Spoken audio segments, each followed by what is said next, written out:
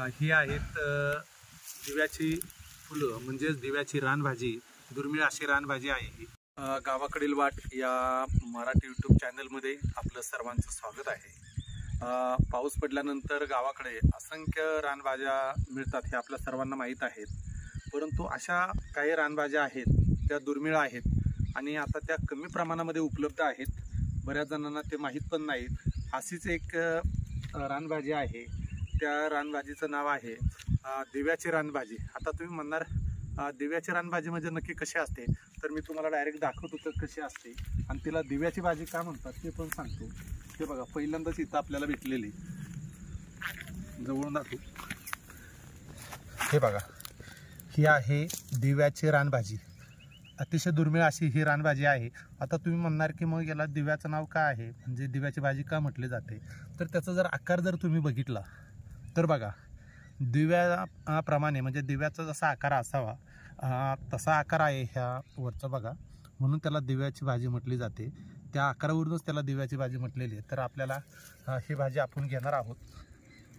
तोडून घ्यायचं आहे आपल्याला. हे बघा, हां पुढं इकडं पण आहे, त्या शेजारीचे एक आहे. हे बघा, खायला अगदी चवदार ही भाजी असते.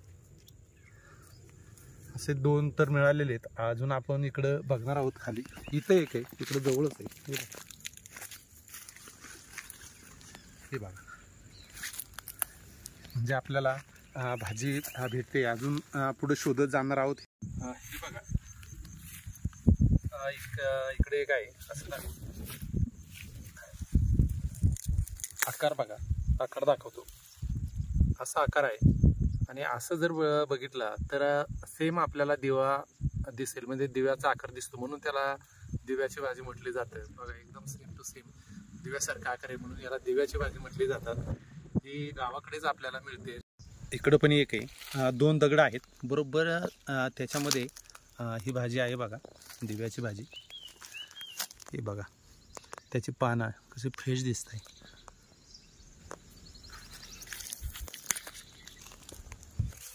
शक्यतो ही जी दिव्याची भाजी आहे ना, ही मैदानामध्ये असते जास्तीत जास्त. इथं बघा, दोन आहेत, शेजारी शेजारी आहे. एक छोटं आहे आणि एक थोडंसं मोठं आहे. हे बघा, इथं एक आहे. ही भाजी आपल्याला मिळवायची असेल तर बरीच शोधावी लागते, एका जागेवर मिळत नाही. हे समोर जी जागा दिसते ना, अशा ठिकाणी विशेषतः दिव्याची भाजी आपल्याला जास्त मिळते. आपण तिकडे जाऊयात. हे बघा, इथं एक आहे आणि दुसरं आहे ना त्याच्याच वरती आहे, आणि परत तिकडे एक आतमध्ये. बघा, झूम करून दाखवतो. हे बघा, इथं एक. हे घेऊयात.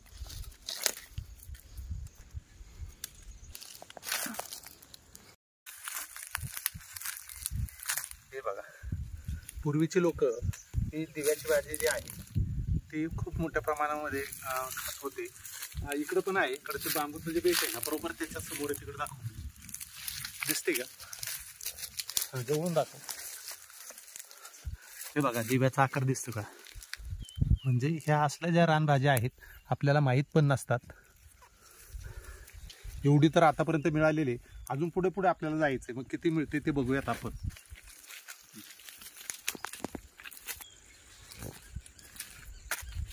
हे बघा, इकडं पण मिळालेली.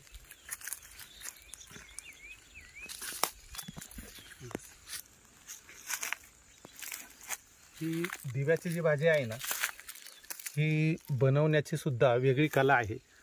पानं जर बघितले तर असे पानं असतात बघा, त्याचे पानं असे आहेत आणि त्याला एका बाजूला असा दिव्याच्या आकाराचं एक असते, म्हणजे आकार. ते आपण घेणार, ती पानं घेणार नाहीत आपण.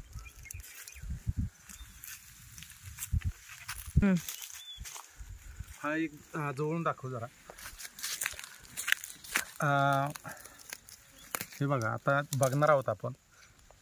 हे बघा, याच्यामध्ये हा जो आकार आहे ना वरून, त्याच्यामध्ये अशा पद्धतीने असतं, म्हणजे दिव्याचा आकार दिसतोय आपल्याला. नंतर आपण याची भाजी पण बनवणार आहोत, तुम्हाला बनवून दाखवणार आहोत. अगदी साध्या पद्धतीने भाजी बनवायची आहे. इकडं पण आहे, इथं हे बघा, इथं 2 आणि इकडे 1 आहे. हे घेऊयात आपण. आपल्याला एवढी दिव्याची भाजी मिळालेली आहे बघा. ही भरपूर झाली. आता आपण ही दिव्याची भाजीची रेसिपी काय आहे ते बघणार आहोत. तर चला आता आपण दिव्याची भाजी बनवूयात. चुलीवरती बनवणार आहोत. आता आपण दिव्याची भाजी कशी बनवायची ते बघूयात. एक फूल घेतलेले इथं. सर्वप्रथमतः एक फक्त तुम्हाला उघडून दाखवतो दिव्याची भाजी का म्हटली जाते. बघा, आतमध्ये त्याच्या फुलाच्या आतमध्ये असा आकार असतो. अगदी दिवा पेटल्यानंतर जी वाता असते तसा दिव्याचा आकार इथं आपल्याला दिसतोय, म्हणून त्याला दिव्याची भाजी म्हटली जाते. आपल्याला जी भाजी बनवणार आहोत ना आपण, ते फूल वरचं कापायचं आहे आपल्याला. हे जे दिसतंय ना सगळे, हे बघा, याचं फूल आपण कापून घेणार आहोत.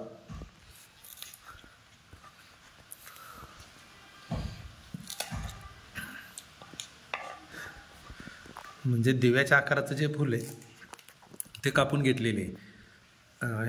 हा जो भाग असतो ना भाजीचा, याची भाजी आपण बनवणार आहोत. याच्यावरची साले अजून काढून टाकायची आपल्याला, नंतर दाखवतो मी तुम्हाला.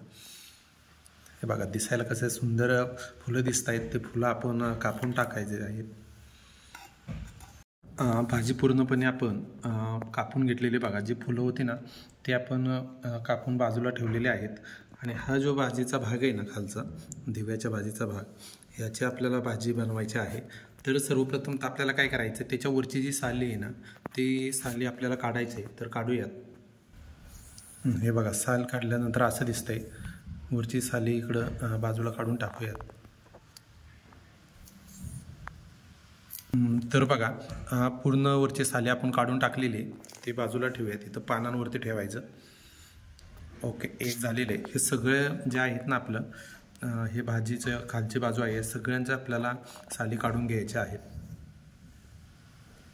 सर्व साली काढून घेतल्या आहेत. यानंतर चुलीवरती मातीचं भांडं ठेवणार आहोत आपण.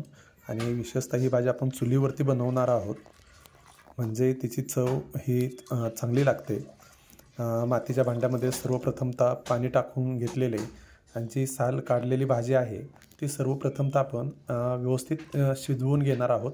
मातीच्या भांड्यामध्ये आणि चुलीवरती जर असेल तर त्याची चव ही इतर भाज्यांपेक्षा चांगली लागते. शिजवायला आपण अर्धा तास ठेवूयात. आता बघितलं तर भाजी शिजवून घेतलेली आपण. आता आपण काय करूयात, ती एका पानांवरती काढून घेतोय आपण. व्यवस्थित शिजलेली भाजी व्यवस्थित ती काढून घ्यायची. मातीच्या भांड्यामध्ये शिजवल्यामुळे इतर भांड्यांपेक्षा, म्हणजे स्टील असेल, ॲल्युमिनियम असेल, यापेक्षा याची चव चांगली असते. आणि चुलीवरती आपण बनवतोय. आता काय करूयात, ही भाजी जी आहे छोटे छोटे तुकडे जे आहेत ते करूयात. म्हणजे कापून घ्यायचे अगदी छोट्या तुकड्यांमध्ये. चांगली शिजलेली बघा दिसत असेल. त्यानंतर कांदा घेतलेले आपण. भाजी एका बाजूला, मसाले पानावरती काढून घेऊयात. ही भाजी अगदी साध्या पद्धतीने करावी लागते. याच्यामध्ये जास्त टाकावं लागत नाही. लाल तिखट आणि मीठ. कांदा सर्वप्रथमतः आपण यामध्ये परतून घेणार आहोत. एक छोटीशी कढाई घेतलेली. कांदा परतून घ्या. 5 ते 10 मिनिट परतून घ्यायचं व्यवस्थित. आणि त्याच्यामध्ये परत जे काही मसाले आपण त्याच्यामध्ये ॲड करणार आहोत ते पण व्यवस्थित आपण त्या कांद्यामध्ये मिक्स करून ते व्यवस्थित परतून घेणार आहोत. त्यानंतर पानामध्ये जी भाजी आपण चिरून घेतलेली ती त्याच्यामध्ये टाकूयात आणि व्यवस्थित हलवून घेऊयात. जास्त काही वेळ लागणार नाही. झाकण ठेवायचे. 10 ते 15 मिनटानंतर आपली भाजी इथं तयार झालेली आहे. सर्वांनी ही भाजी एक वेळेस नक्की खाऊन बघा.